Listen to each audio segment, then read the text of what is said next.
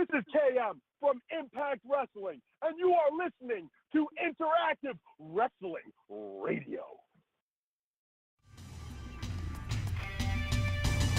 You're listening to Interactive Wrestling Radio, featuring the interactive interview, courtesy of WrestlingEpicenter.com. All right, so the audio quality of what you're about to hear, fellers, is not as good as our usual audio quality, but it is also better than no recording at all. So enjoy the KM conference call. Of course, if you are a fan of our show, you know that a few months ago we had KM on the show for an exclusive interview. A lot of the same questions get asked in this one. Maybe a little more shoot with us, though he kayfabed us a tiny bit. He kind of went Hollywood Hogan on us, brother. But enjoy the conference call here at WrestlingEpicenter.com. Good afternoon, everybody. I'd like to welcome you to this week's Impact Wrestling Media Teleconference. This is Ross Foreman. It gives me great privilege this week to welcome a guy who I've actually wanted on this teleconference for several weeks, if not longer. And his schedule is incredibly busy, and the rider he gave me of information I had to provide to him just to do this teleconference was absolutely insane. Let's welcome KM. My first question off the bat, KM, you insisted green M&Ms strictly provided to you for this teleconference. What's up with that? Strictly. That was a deal breaker. Green. Green is one of my favorite colors, the color of money. Strictly green M&Ms. Any other color, this would have been a deal breaker. I wouldn't be on this call right now. Well, of course, I appreciate it. It was not the easiest to have to pick out all the other ones, but for you, the world. How's it going for you, KM? No complaints. I just left the gym. I mean, it's well documented on the internet. Had a little knee surgery, doing a little rehab.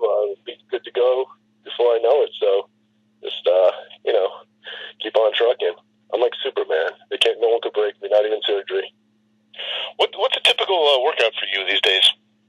Well, it depends. Right now, I'm focusing more on I want to drop some weight, take a little pressure off the knees and whatnot, and heal up. But normally, weight training, normal day at the gym, standard. I don't do anything. I'm not into that CrossFit lifestyle and stuff. I actually am into DDP yoga, believe it or not. I don't know if my persona would, scream DDP yoga, but yeah, I've been practicing DDP yoga now for about 7 years, so you'd be surprised at what I could do.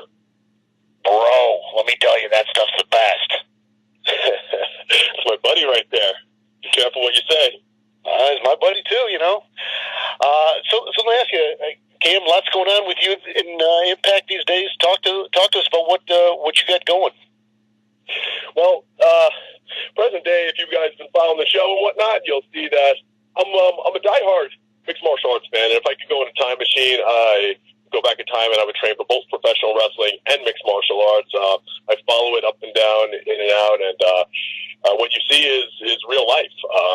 I mean, it's a dream come true to try to be a part of American Top Team, and I'm familiar with that whole camp and what they do down there and what they stand for, and that's my main goal right now is to run with the pack and, join American Top Team. I made some noise throughout the last year since I arrived at Impact Wrestling, since my very first day back in March 30th, I believe it was, when I made my debut. But present day, it's time for a little bit of change, and it's time to step it up. And what better way to step it up than to be with a pack of wolves like American Top Team? So that's numero uno for me right now. Alrighty, well, we will open it up for some media questions. But first, as the media probably knows, January 10th through January 15th, Impact Wrestling will be back in Orlando, Florida, the Impact Zone at Universal Studios. Another round of Impact tapings. KM, your thoughts about going back to Orlando? Well, Canada was a lot of fun.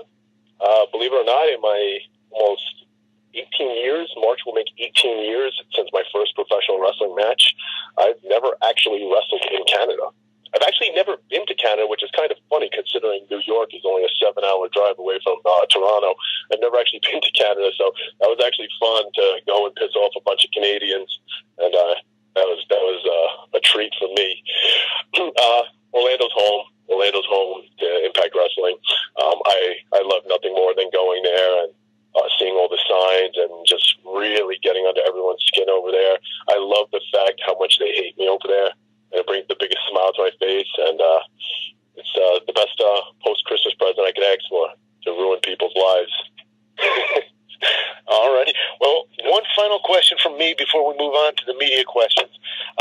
As the media no doubt is aware, we launched a VIP package for the Orlando area. It's 3 days. You can find out all the information on ImpactWrestling.com. But one of the big aspects of this VIP package is miniature golf with the superstars of Impact Wrestling.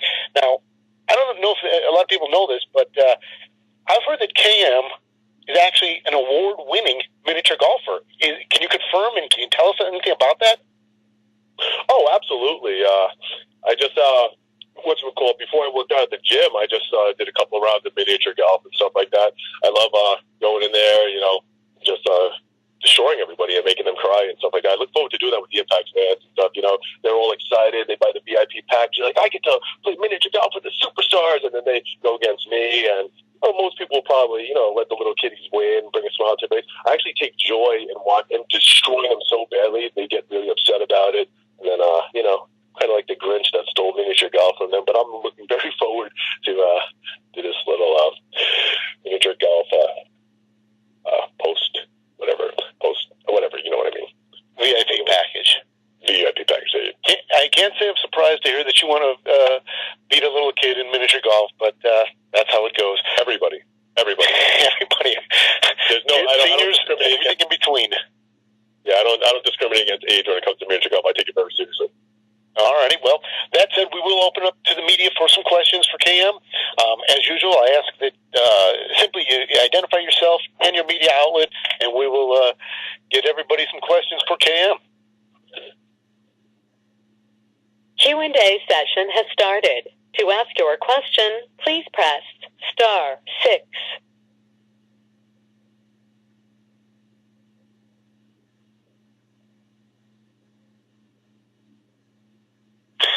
Hello, KM. This is Big Ray for OneWrestling.com. First and foremost, thank you for joining us today, sir. Oh, thank you for having me. We appreciate your time. I wanted to talk about the maturation process from Kevin Matthews to KM. You've been in the business since 2000. It's a long time, sir, and you're still a young man. So, just can you give us a walkthrough of, what took you from Kevin Matthews, that person, to who you are right now in the business as KM? Well, anyone that's followed my career as Kevin Matthews, my actual shoot name is Kevin Matthew McDonald. So growing up as Kevin McDonald, everyone called me KM. And then when I adopted my middle name as my last name for my wrestling persona, just went as Kevin Matthews, all the wrestling personalities would call me KM. So I've always been KM since day one, literally since I was in first grade, kindergarten. People have been calling me KM. But what you see is what you get. People don't realize that. They think that, for the most part, this is a character and whatnot. And I've said it multiple times. I was a nightmare of a student. I was in a multitude of fights, suspended, kicked out of school, left back. I was a disaster of a kid growing up. And, what you see is what you get with me. I kind of walk to the beat of my own drum. And no matter which name, if you want to call me Kevin Matthews, if you want to call me Kevin McDonald, or just abbreviate and call me KM, it's the same exact person, no matter what. If I came out, smiling, kissing babies, high-fiving, hugging, that's a character. That's not me. What you see is what you're like, where I come out and I kind of speak my mind and do what I want. That's always been me. And you can use Google and trace it back as far as you want. It's always been me. So, I take a lot of pride in getting to be who I am and not being told to be somebody else.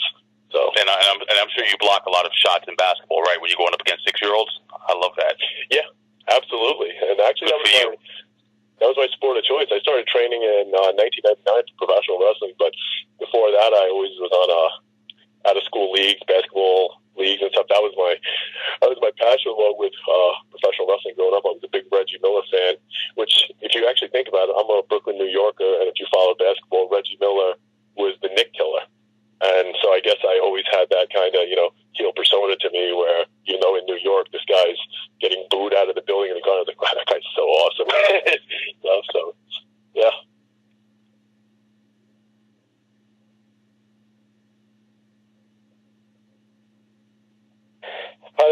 It's Adam at the Impact Lounge in Scotland here. How are you this evening?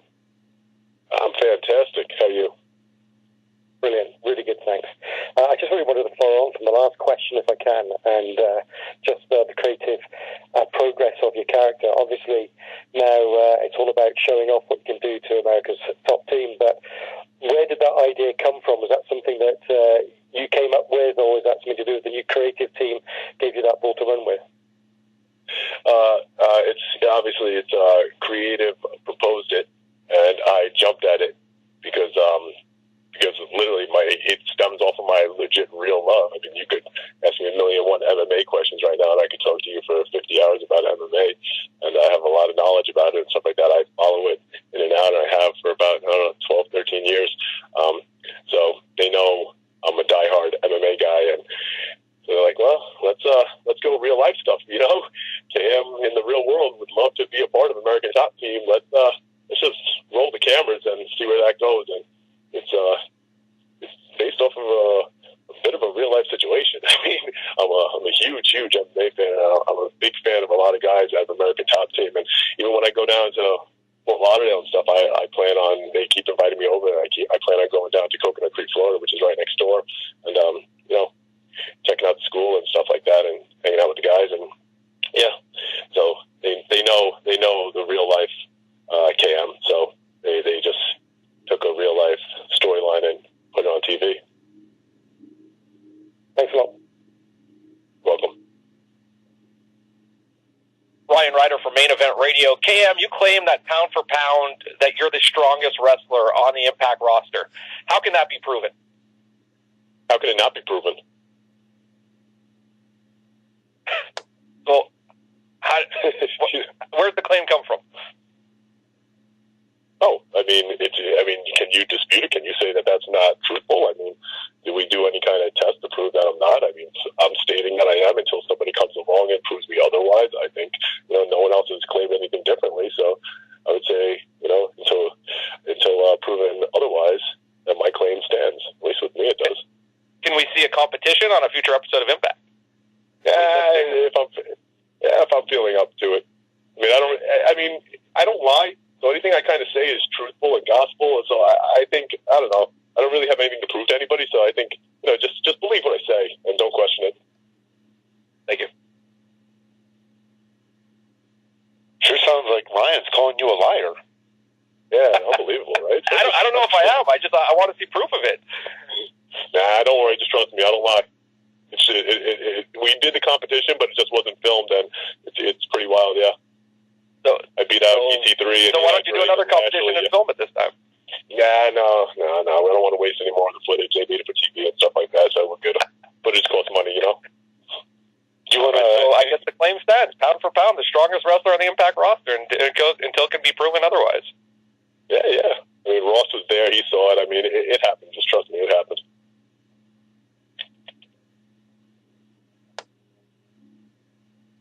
Hey, KM, this is Brent Matthews, Nimmo.com. There's been a lot of comparisons between the KM character on Impact and from Back to the Future. Now, being a big Back to the Future fan myself, I would just like to ask, is there any hint of inspiration there, or is that just completely a coincidence? I'm not going to pretend I haven't seen Back to the Future. Of course I have. But when you look at a guy like Biff, though, am I trying to be Biff? No. But to me, when I look at him, I don't necessarily see a bully. I see, like I said earlier, a guy that walks to the beat of his own drum, speaks his mind, does what he wants, isn't told how he can act, how he can walk, how he can talk, nothing. So in a way, you kind of almost got to look up to a guy like that, instead of the average puppet that's being controlled by other people and being told. I'm not a fan of that. I've always been my own individual growing up and never listening to any kind of authority and doing what I wanted.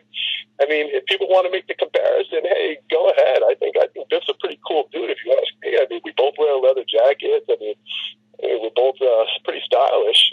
I like the guy. I personally look up to him. If you want to be Marty McFly, hey, rock on, go for it all day long. You want to be that guy getting picked on. I'd rather be the other guy.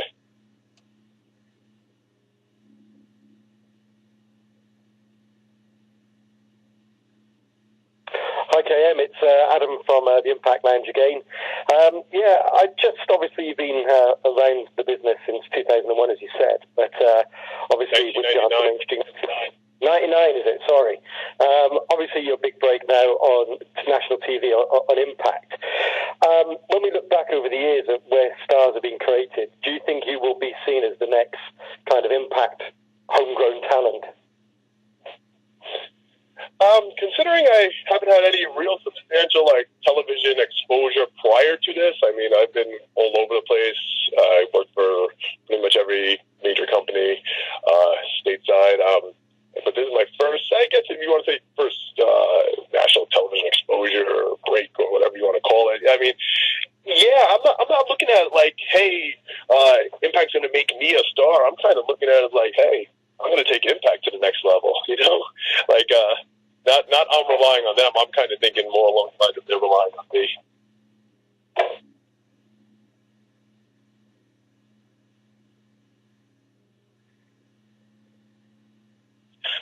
Yes, thanks for answering me. Mine's a two-part question, KM. At the moment, you're coming back into your career in Impact, and you've been shown on the international stage. Do you think in maybe 2 to 3 years, you could be like a franchise player of Impact Wrestling like EC3 was? And also as well, what's you hoping for next year for KM? I don't want to ever compare myself to any individual, and I know you're not necessarily saying, do I want to be EC3? EC3 has done in the short amount of time, been here a couple of years. I mean, he went from coming in as an unknown to being a household name, and he's done fantastic for himself. He's, I think he's all around pretty tremendous, especially considering what he's done in the short amount of time. I kind of want to pave my own way, carve my own path. I don't want to necessarily follow the footsteps of anyone else. And I know you're not saying, do I want to be EC3? You're just saying, like, the position he's in and whatnot. I mean, I'm always a day-to-day kind of guy. Like, that's how I live my life. I don't do, hey, 1 year from now, I want to do this. 2 years from now, I always say, like, hey, today I want to do this.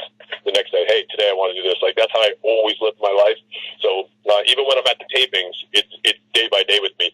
And, I mean, thinking of it now, I mean, I plan on 100%. I mean, for lack of a better word, I plan on making an impact and, getting my name bigger, along with the company getting bigger. And, we'll see what in a few years from now, I mean, if I'm the top dog, hey, fantastic. I mean, like I said, I'm never going to change who I am, and I'm never going to stray away from walking to the beat of my own drum and stuff like that. And, I mean, if that takes me to the very tippy top of the company, and then, hey, so be it. I mean, do I plan on winning championship gold there? Of course. I don't plan on being second fiddle to anybody. So, I mean, I think I debuted March 30th. I think in the short time I've been with the company, I've done a pretty good job of getting my name out there. And, I mean, this is just the beginning. Like, now what you're seeing on TV is really the start of KM kind of, going full steam ahead. And we're going to start doing things my way. And, there's going to be a trail of bodies, in the wake of it all. So, yep, I'm excited for the future. So should you. Thank you very much. You're welcome. Hi KM, David Dunn here with the New Zealand Pro Wrestling Informer. When you first came to Impact Wrestling, it was as Sienna's cousin. Just wondering, what's your assessment of Sienna and where she fits currently in the Knockouts division? I mean, I think she's at the top of it. I mean, if you look at everything she's done, I mean, she was a dominant champion. She's literally defeated every single knockout they've had. I mean, there's no, you can't take away, you can't discredit anything she's done. She's at the top of the heap, and I wouldn't be surprised, in a very short time if she regains that championship. I wouldn't be surprised when it's all said and done if she held that title more times than any previous knockout and is in the Impact Wrestling Hall of Fame. And I mean, I think for her it's just starting. For where she's at right now, it's literally just starting, and I think the future is extremely bright for her. So, I mean, she never needed me by her side to be a success. So, I think it's just like myself. It's just starting. I don't think she peaked anywhere came close to peaking yet with her last title, and I think it's literally just the beginning. And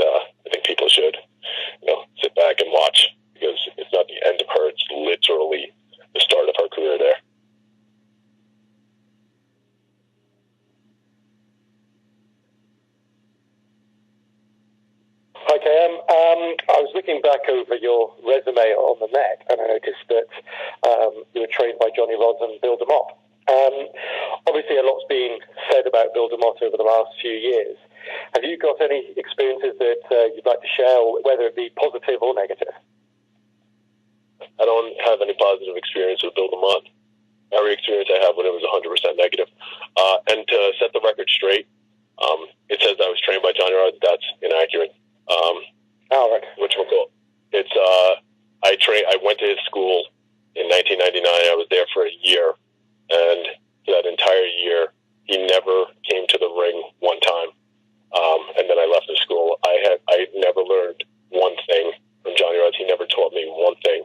I wish that could get erased from the internet. If anyone's listening to this and can alter any websites that say that, because that's not true, and I don't want to give people credit where it's not due.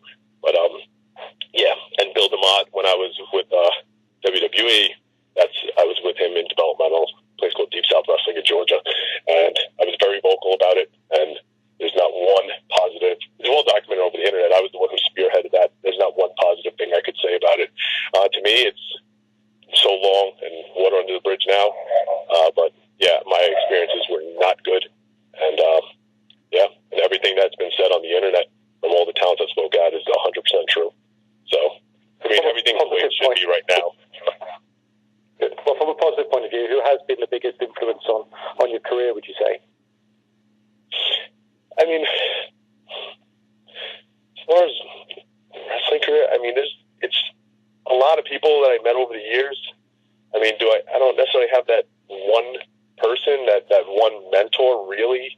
I mean, in 2005, I moved down to the Carolinas. I mean, for a couple of years, I was working under Alpha the Wild Samoan in Pennsylvania, and then after that, I moved down to the Carolinas, and then I was learning from a lot of legends like, the Rock and Roll Express and Tracy Smothers, and doing shows with these guys and picking their brain and doing seminars, guys like Dr. Tom and all these guys. And I learned as I went, learning from these guys and picking their brains and stuff like that. But in Deep South Wrestling, Dave Taylor trained me. While I was there, I was learning stuff from Dave Taylor instead of just getting, drilled into the floor and beaten and talked down to, and but Dave Taylor was really good. And just like I said, again, people over the years, if you pick up things as you go and whatnot. I mean, even today, there's a lot of people that are training people that shouldn't be training people, and they don't know anything to be able to teach anybody anything. So you just gotta, anyone listening to this that's interested in becoming a professional wrestler, you gotta do your research, pick and choose wisely, because you're putting your potential career in someone else's hands, and obviously injury is expected, but you don't want to be in the hands of someone that doesn't know what they're doing, and then you're going to get hurt. So yeah, I don't know how that conversation steered towards that direction, but kind of went on a little rant there. But yeah, the original question is, who do I learn? I mean, like I said, I don't have that one person. I mean, for years, DDP has been a mentor for me. I got close with him with the DDP yoga thing and whatnot, and picking his brain about certain things and whatnot. But yeah, so a bunch of people. I can't necessarily credit just one. Thanks.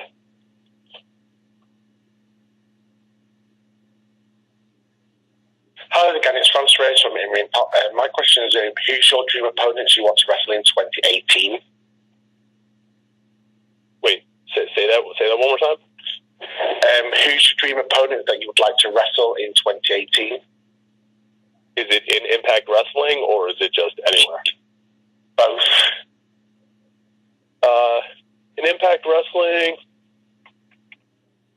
I don't know if I've been in the ring with a ton of the guys. I mean, the ones that I haven't been in the ring with yet, I haven't been in the ring with Eli Drake or EC3. Haven't been in the ring with Bobby Lashley.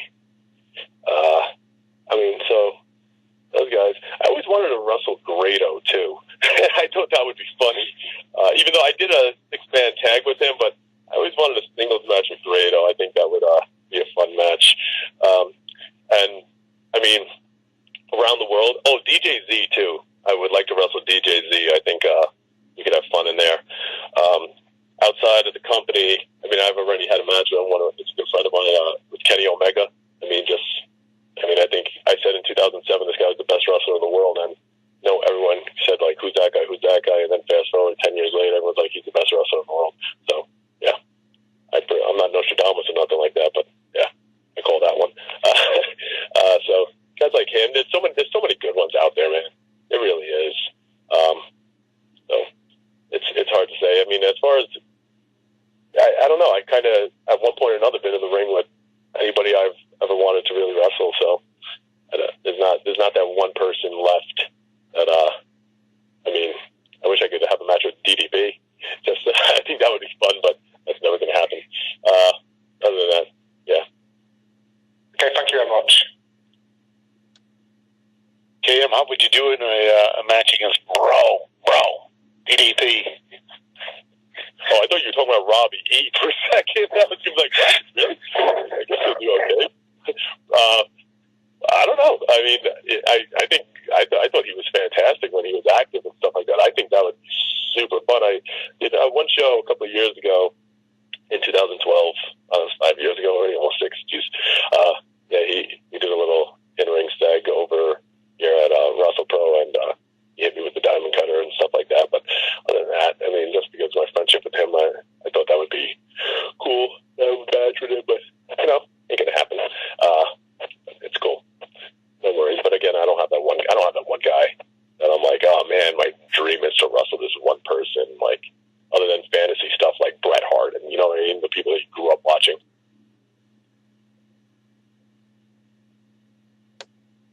Hey, Cam, this is Ray Matthews from Remote.com again. Speaking of DDP, your thoughts on his WWE Hall of Fame induction earlier this year? I mean, how could you say that's not deserved? You know, I know you didn't say it, but no one could. That's not like, some of the other ones. Like, I don't know. You know, you could kind of go down the list and see who doesn't deserve to be in the Hall of Fame. I'm not going to really name drop people, but every year there's usually one.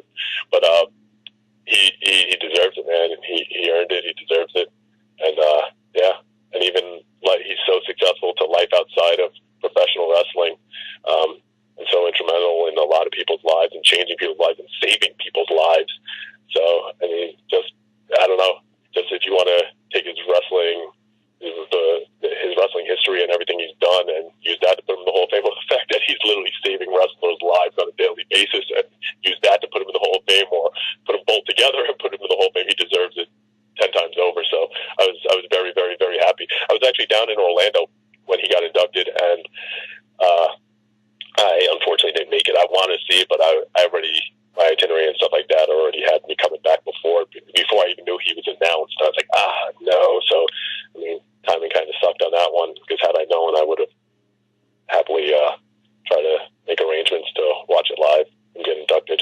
So, yeah, but he absolutely deserved it. Super happy for him. And like you had said, not to name drop anyone, but he's no Coco Beware, anyone like that. That's kind of funny, because like when I was about to start spitting out names, that was the first one I flashed in front of my face. So yeah, amongst other people, but yeah. So he did. There's still a lot of other people that deserve it and stuff like that, like Owen Hart. I think it's what his wife isn't signing off on allowing him to be in it or something like that. I hope to see him in it, and I don't think Brian Pillman got in it yet either, right? No, not yet, no. I was a big, huge Pillman fan growing up ever since his ECW pissing on the ring promo. Actually, I became a fan of him as this Flying Brian at Full 95. When it was him and Johnny B. Bad. And they went into like a double overtime in the opening match. It was outstanding. And then he went on later on to turn on, I believe, he turned on Ric Flair, right, in Arn Anderson's Spine Buster in the Full 95. Then he went over to ECW, pissing on in the ring, and the loose cannon began. That was pretty awesome. Great. Thanks, Cam. Hi, KM. It's Adam from Impact Lounge. Last one from me, I promise. I was just curious as to, obviously, between the tapings, what kind of communication you have with Impact, and have you talked to the new management yet? Have they had a conference call with the roster, or have they called you directly? The new management, as far as which individual you're speaking about? Scott D'Amore, the new yes.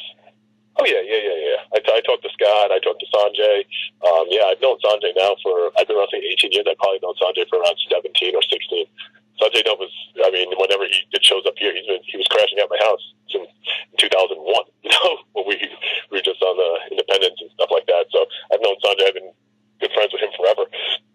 So, yeah, and I'm in constant contact with him, and I didn't know Scott D'Amore prior to joining Impact Wrestling. So I got to know him very well since coming on board and stuff like that. And yep, I'm in constant contact with management and whatnot. So yeah, everything's seemingly well. I mean, they tolerate me and my behavior, so that's probably why I lasted as long as I have. But yep.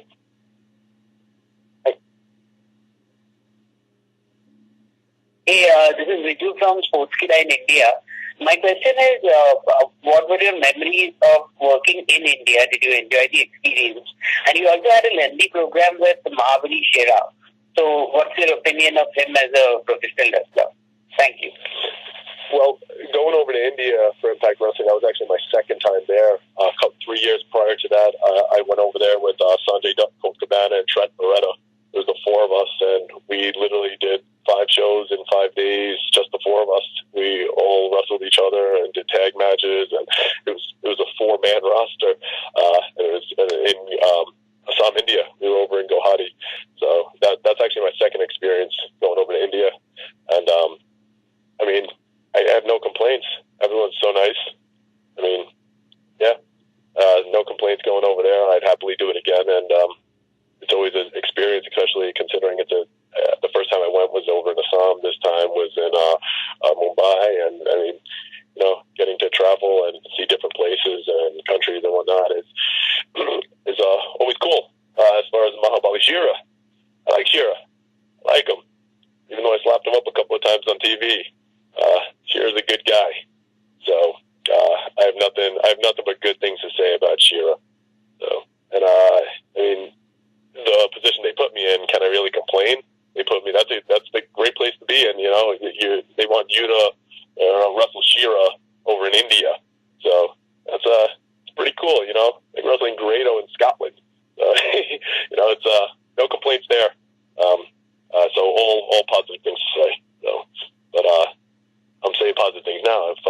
Whenever I wind up in the ring with Shera, it's I'm always gonna slap him around. So yeah, friendship goes out the window when that bell rings.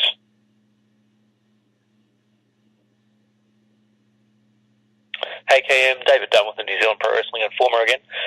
As we come up on the end of 2017, heading into 2018, are you a big New Year's resolutions guy? And do you have any New Year's resolutions, whether they be with Impact Wrestling or in your personal life? Well, I signed a 2-year contract that runs until March 2019. I mean, if all goes well, hopefully I'll be with the company for a lot longer than that. But so I would like 2018 to see some gold around KM's waist, whether it's the Grand Championship or the heavyweight title, or if there's that kind of puts you as top dog, right? So if I have to win a belt, in my mind, I'm already top dog. So if I have to win a belt to prove to the world that I'm top dog, so I guess put that on the old wrestling bucket list for New Year's. I think it's good to say your resolution out loud, though, right? Isn't that kind of like a curse to do that? Nevertheless, whatever. That's I guess for my wrestling bucket list and Impact Wrestling, you can put that on it for next year, and then from there I'll just keep checking things off one by one. So yeah.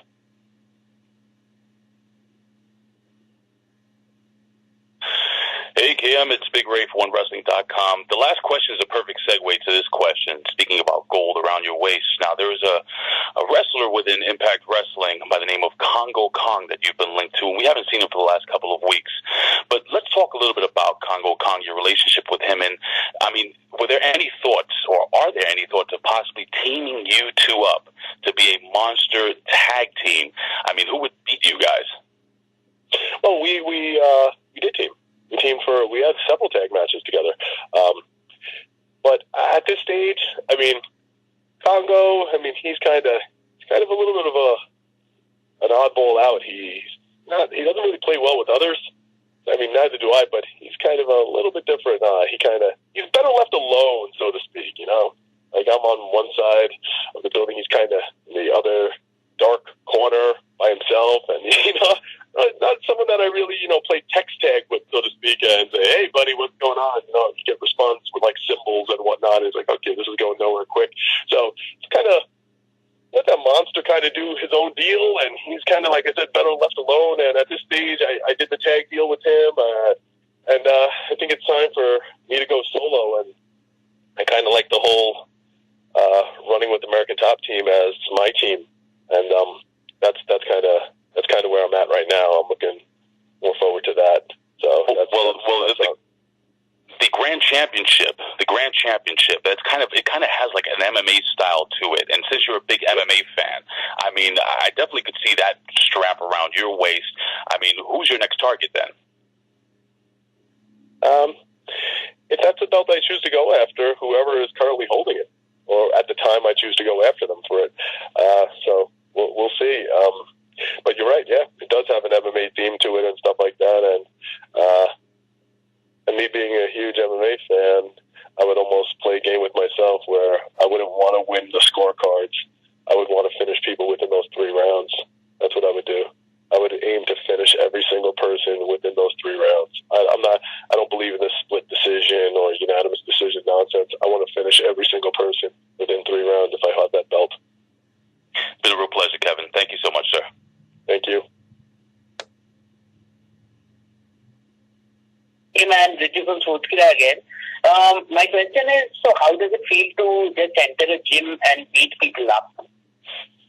Like you did last feel to go into the gym and beat people up. I mean, they want me to prove myself. I mean, I don't know how else American Top Team would want me to prove myself other than going around and kicking everyone's butts. I mean, so if that's what they want me to do, that's what I'm doing. I mean, I did it over in Canada.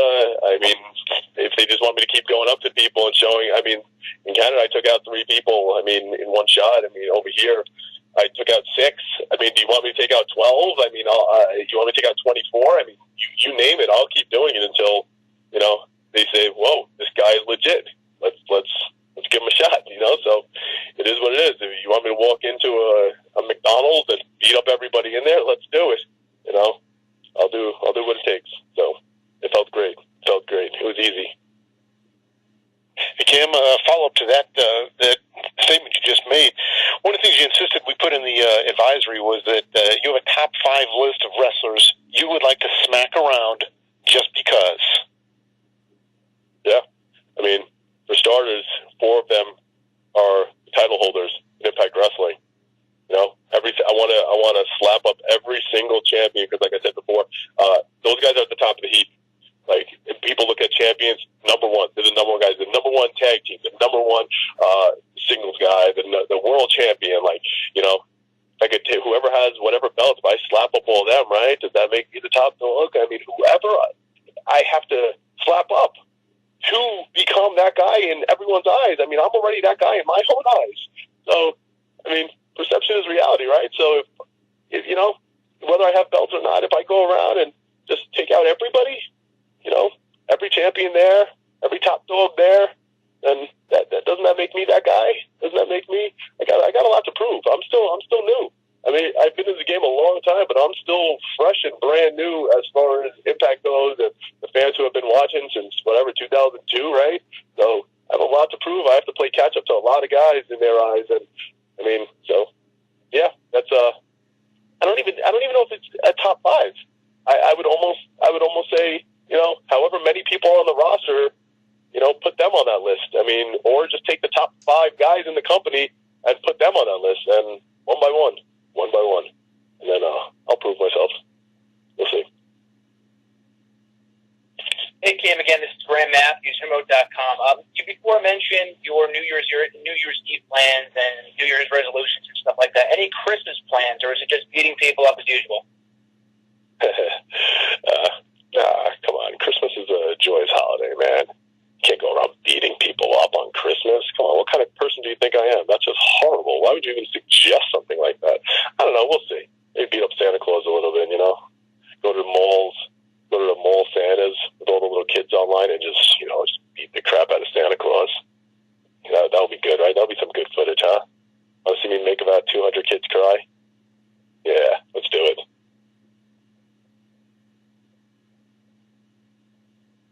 Hey man, Riju again. A follow-up to the question I asked. So, as an MMA fan, who are some of your favorite fighters? And what did you think of the return of John Jones and the controversy surrounding his return? Wait, so you said who are my favorite fighters in MMA, and what do I think about John Jones' controversy? Absolutely, yes. Well, my favorite fighters, I mean, different eras and stuff like that. I mean, growing up, I've always been, I would say growing up, I mean, whatever, 12, 13 years ago when I started really following it. Not more. I don't know. It was like late 90s. No, early 2000. Like 2002, I started watching it, I think. And then, I mean, obviously, I went back in history before that, but Fedor Emelianenko was always one of my top guys. Alistair Overeem was always one of my top guys. The Diaz brothers way before the Conor McGregor boom, I was a huge Nick Diaz fan, and then became a big Nate Diaz fan. I've always been a Diaz guy. I like guys like present day Cub Swanson is exciting. I like Diego Sanchez. I mean, ATT, how can you deny Colby Covington, the number 3 guy in the division that's next in line for a title shot, and I think he's going to become the welterweight champion. I've never been a GSP guy, because in the welterweight division, I've always been a Nick Diaz guy. I've never, I respect John Jones. I always like John Jones, his fighting style, but the controversy surrounding him, it's not good, right? John Jones can't seem to stay out of trouble. So yeah, he has a bit of an uphill battle for himself. So, I mean, even if you take everything away, that all of his mess ups away and whatnot, I mean, this is definitely going to tarnish his legacy as the greatest of all time, because he keeps destroying everyone that he's failing all these tests and doing all this stupid stuff. And he's his own worst enemy. John Jones is the only fighter that can beat John Jones. And I know that sounds cliche, but that's been proven to be the truth. Every time he comes back, he destroys the top guy, and then he screws himself up. So I hope he gets his stuff together, because John Jones is you can't be any better than what John Jones is. And he's proven it time and time and time again. Even with a year layoff, he'll come back and just annihilate the top guy. So yeah, sucks that he's going through what he's going through. I mean, he's exciting to watch. I enjoy watching him. So hopefully he'll be back. And currently, Francis Ngannou, he's one of my favorites. And it's not because he just knocked out Overeem, because you date back on my Facebook, January of last year, I predicted that he was going to knock out Arlovsky that night, and he's going to fight a top 5 guy, knock him out, which he just fought over him at number 1, knock him out. Then I said, this time next year, he'll fight for the title, and he'll be the champion. And now January 20th, he's getting a title fight.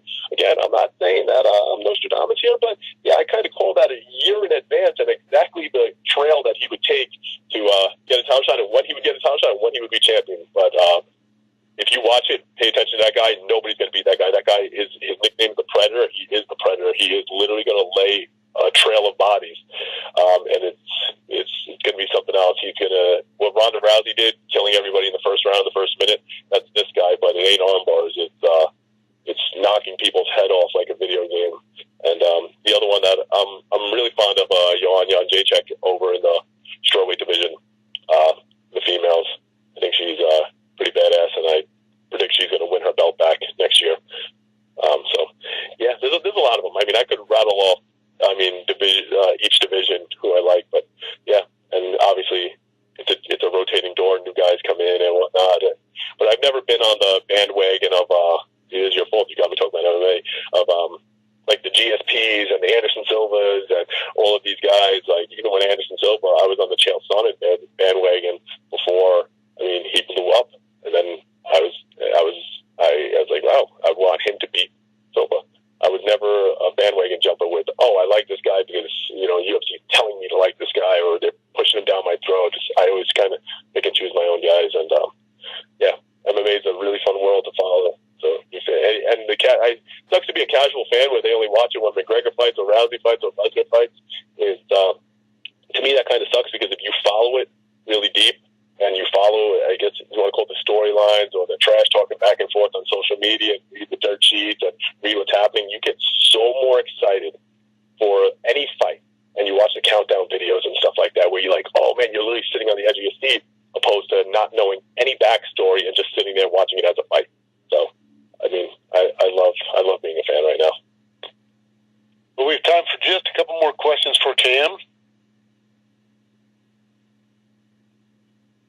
KM, David Dunn, New Zealand Pro Wrestling Informer here again. That's really cool to hear you being so enthusiastic about MMA. It's great that you're a fan of that and pro wrestling. I myself, MMA fan as well. How big do you think the crossover audience is for mixed martial arts and pro wrestling? Are there pretty much the same people watching both products? And if not, should they be? They should be, yes. Are they? Absolutely not. No. If you follow the numbers, especially with the pay-per-view buys and stuff like that, the diehard fans, when I look at a card and I go up and down the card, like, this card is badass because I know they're exciting fighters and stuff like that. The casual fan looks at that and like, I don't know any of these people. I'm not watching this. And then you look at the pay-per-view buys and 200,000 buys, 300,000 buys, stuff like that. Whereas then like you have a Brock Lesnar or a Rousey or this, where that one individual is bringing in all of, like, Conor actually attracts the wrestling fans, and he's smart with it. If you remember, Conor said, I'll beat up every WWE wrestler, and then, like, just like Nate, all the WWE wrestlers are tweeting Conor saying, yeah, I'll kick your ass and blah, blah, blah, and they're firing back. It's like, this guy just literally laid a trap out, and everyone stepped in it, and now he has, it was like a week or two before I forget which fight it was. Maybe it was his last fight against Eddie Alvarez, but he laid a trap out for all the wrestling fans to watch him fight because he attacked WWE, and all the wrestling fans now are going to watch his fight because everyone, fell into his trap. I mean, the guy's a genius. But, no, the wrestling fans, and I vent a lot about that because, like, when Punk fought and stuff like that, they'll watch one fight a year, and then they cast their opinions like, this is what's going to happen, blah, blah, blah. And they're, like, trying to, like, go head-to-head with the diehards, and they don't know what they're talking about, and they sound stupid when they talk. And so, no, I mean, pro wrestling fans, I think if they followed MMA the way I do and other diehards do, they would really, really like it. But unfortunately, they don't, and the numbers show that. Like the most exciting cards when these guys fight, like, fans don't watch it. I mean, I'm curious to see what that last pay-per-view did, where it was unbelievable, those fights, when you had Justin Gaethje and Eddie Alvarez and Overeem and Francis Ngannou and these guys, and they put on a war. There was that fight on the prelims. I mean, I don't know if you saw it. I forget the names of the guys, but I mean, they had a fight of the year. Like, it was unbelievable. Unfortunately, no. I don't think wrestling fans, for the most part, do watch MMA. They just only watch the big fights, and it's unfortunate because usually the best cards are the fights where the casual fan can't name anybody on it.